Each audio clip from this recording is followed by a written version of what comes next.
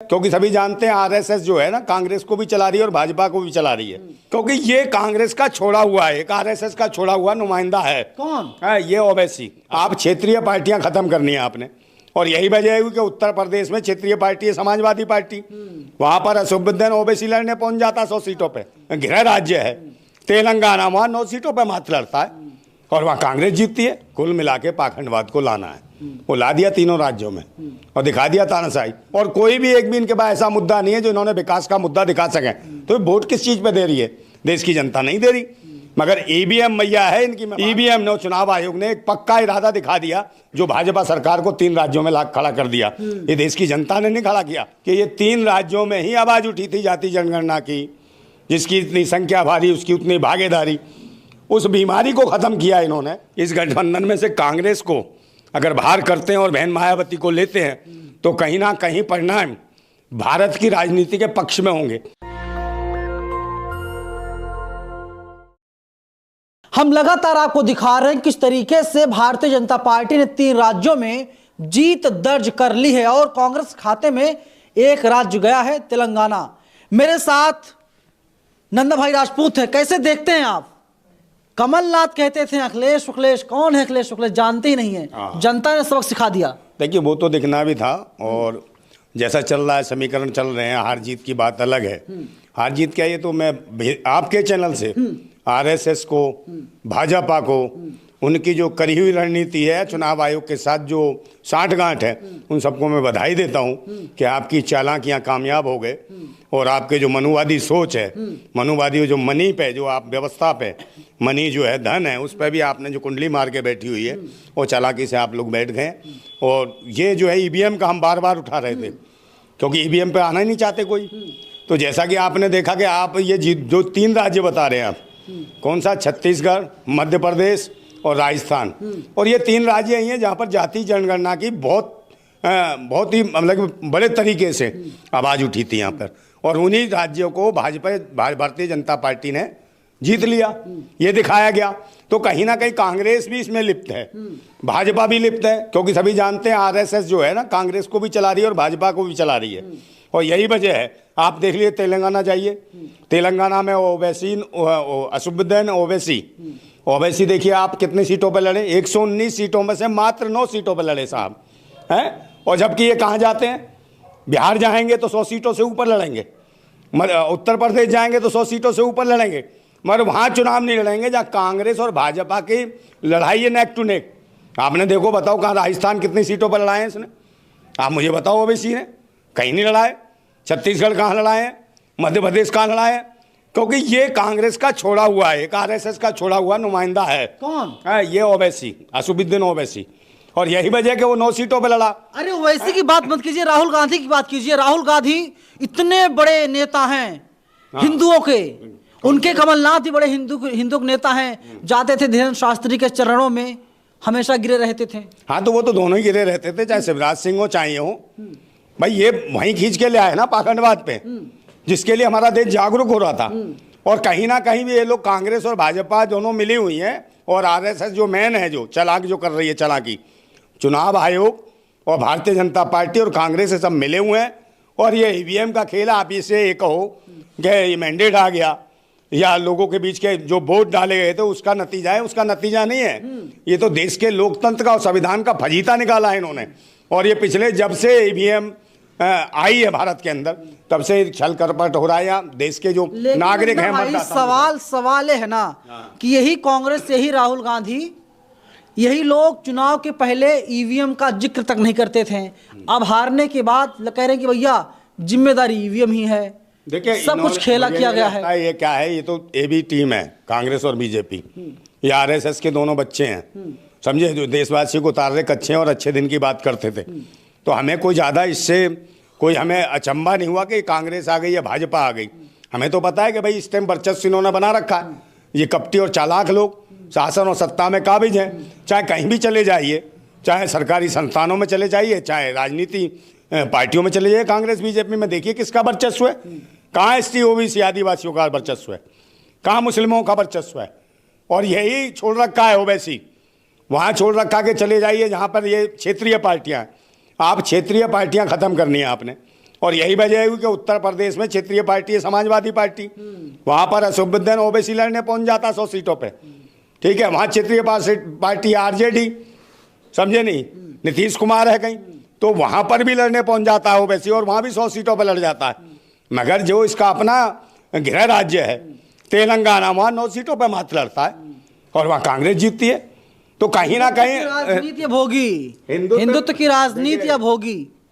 पाखंडवाद की राजनीति कहो इसको, हिंदुत्व है कहाँ? हिंदुत्व है क्या? एक मजाक है, भारतवासियों के लिए एक मजाक है, उनका शोषण है हिंदुत्व, भारतीयों का, भारत के मूल निवासियों का। आप देख रहे हो नहीं, अब कहाँ गई वो पार्टी, बहुजन समाज पार्टी? आपने देखा नहीं बहुजन समाज पार्टी के साथ क्या हुआ? हम तो उसी दिन से समझ गए थे। मान्यवर काशीराम ने जो बाबा साहेब की विचारधारा थी वो जमीन पर लाने का काम किया बहुजन समाज पार्टी के माध्यम से। हमने खुद कहा, मान्यवर काशीराम के साथ हमने काम किया, उनके साथ हमें बहुत कुछ सीखने को मिला। तो जब ये जो पार्टी, जब इन्होंने एक नारा दिया कि हाथी नहीं गणेश है और यही ब्रह्मा विष्णु महेश है बहुजन समाज पार्टी ने, तो हम समझ गए थे कि ये तो बहुजन समाज पार्टी की जगह ब्राह्मण समाज पार्टी हो चुकी है। मायावती कोई ऐसा ऑफिशियल बयान नहीं, लेकिन एक बात बताइए नंदा भाई कि जिस तरीके से अखिलेश यादव का अपमान किया गया मध्य प्रदेश में, राहुल गांधी खामोश थे, कोई कुछ नहीं बोला, तो आपको क्या लगता है 24 में जो अहंकार चल रहा है एक तरीके से, जो अहंकार कमलनाथ के अंदर था, जो अहंकार राहुल गांधी के अंदर था, वो अहंकार टूटेगा, बहुजनों को जगह दी जाएगी इंडिया गठबंधन में? देखिए, अहंकार तो एक बहाना है, राहुल गांधी का अहंकार कह के एक बहाना है, कमलनाथ का भी बहाना है। कुल मिला के पाखंडवाद को लाना है, वो ला दिया तीनों राज्यों में और दिखा दिया तानाशाही। जिस सरकार को, जिस हुकूमत को देश का हर एक आदमी गाली दे रहा था, वो आदमी सत्ता में आ गई, वो भाजपा के सत्ता में आ गई। लोग सोच रहे हैं इस बात को और ये कह रहे हैं आ कैसे गए? ना तो इन्होंने शिक्षा पे, ना स्वास्थ्य पे, ना रोजगार पे, ना सुरक्षा पे, ना ही महंगाई पे, किसी पे ऐसी चीज़ों पे बात करी इन्होंने। और कोई भी एक भी इनके पास ऐसा मुद्दा नहीं है जो इन्होंने विकास का मुद्दा दिखा सकें। तो वोट किस चीज़ पे दे रही है? देश की जनता नहीं दे रही। मगर ईवीएम मैया है इनकी, मैं बार बार कहता हूँ कि ईवीएम मैया है, ईवीएम का विरोध होना चाहिए। और भारत निर्वाचन आयोग में कौन जांच करे इनका? कौन सी जांच एजेंसी करेगी? कोई भी नहीं करती है इनकी।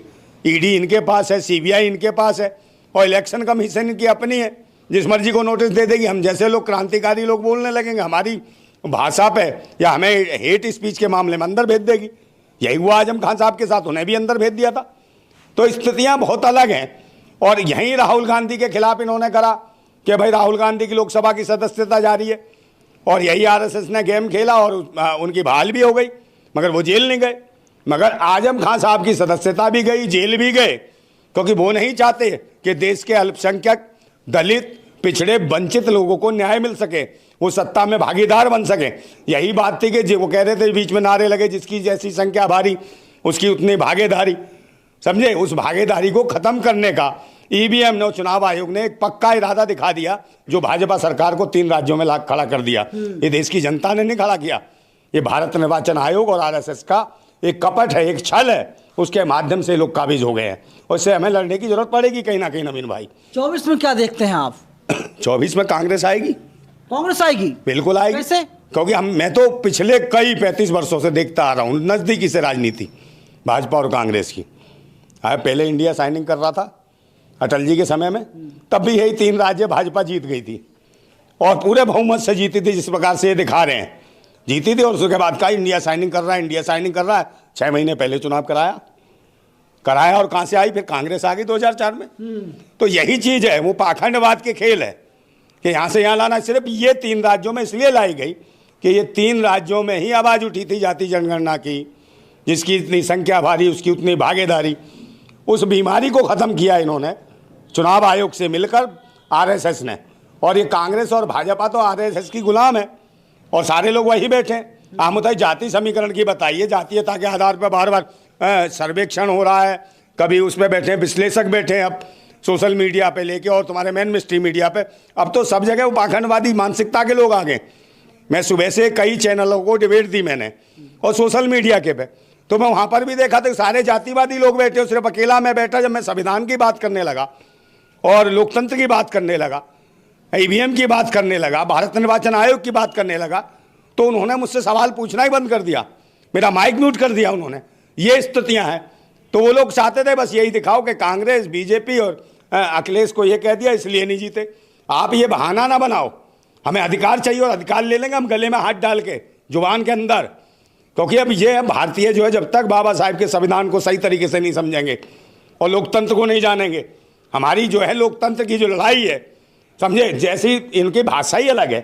जैसे दिया कि 26 जनवरी का मतलब गणतंत्र दिवस, मैं गण शब्द का विरोध करता हूँ। गणतंत्र नहीं होना चाहिए, जनतंत्र दिवस होना चाहिए, क्योंकि जनता के द्वारा है दिवस, गणतंत्र नहीं। तो गण माने होता देवता, तो देवता और पाखंडी तो विराजमान है ही भारत के ऊपर, उसी देवताओं के नाम पर लूट रहे हैं, ये लूट मचा रखी है।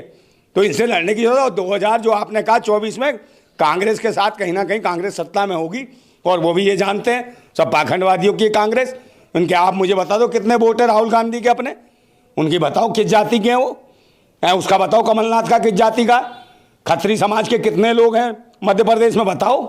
तो स्थितियां वहां आ रही हैं, और वो तो जानबूझ के बयान दिलवाया गया था अखिलेश पखलेश करके, क्योंकि गठबंधन का मजाक बनाना था, इंडिया गठबंधन का। मैं फिर लास्ट में कहता हूं कि जो इंडिया गठबंधन है, इस गठबंधन में से कांग्रेस को अगर बाहर करते हैं और बहन मायावती को लेते हैं तो कहीं ना कहीं परिणाम भारत की राजनीति के पक्ष में होंगे, और भारतवासियों के आगे बढ़ने के एक रास्ता खुलेगा, उन्नति का रास्ता खुलेगा, विज्ञान का रास्ता खुलेगा, शिक्षा का रास्ता खुलेगा, और कहीं ना कहीं हमारा संविधान जो हमें मजबूती करता है और मजबूत होगा ये संविधान। और बाबा भीमराव अम्बेडकर के जो सपने थे या उनकी विचारधारा थी वो तेजी से आगे बढ़ सकेगी। ये भारत समृद्धशाली बन सकता है अगर इंडिया गठबंधन से कांग्रेस को बाहर कर दिया जाए तो। बिल्कुल, अगर धर्म की राजनीति नहीं करनी है, राजनीति से धर्म को हटाना है, तो मायावती जैसे नेताओं को आगे लाना होगा और इंडिया गठबंधन में शामिल करवाना होगा, तभी देश का तरक्की हो सकता है, देश का भला हो सकता है, वरना ऐसे ही धर्म की राजनीति होती रहेगी।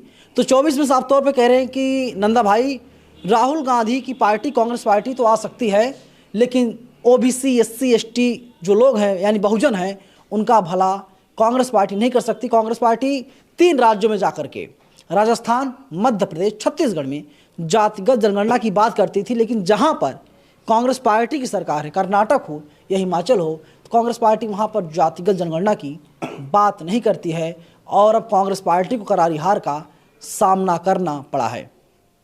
आपको क्या लगता है 24 में क्या होगा? सेमीफाइनल तो भारतीय जनता पार्टी के पक्ष में चला गया। कैमरा पर्सन बॉबी के साथ में नवीन कुमार।